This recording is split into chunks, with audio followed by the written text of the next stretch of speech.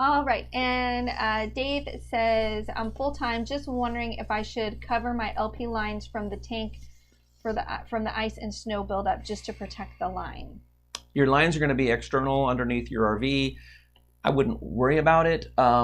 We have been full-timing for 15, 16 years, and we've been through Wyoming and 40 below. We've been through 2 Buffalo winters with 6 feet of snow.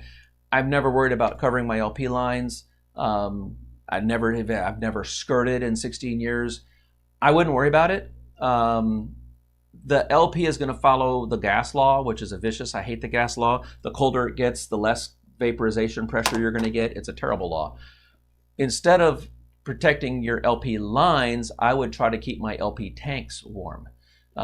So you could put blankets on them. You can put a heating pad on them. They even have tank heaters. So I wouldn't worry about lines. I'd worry more about the tanks. Keep your tanks warm, keep your tanks full, and you'll be fine. Don't worry about the lines.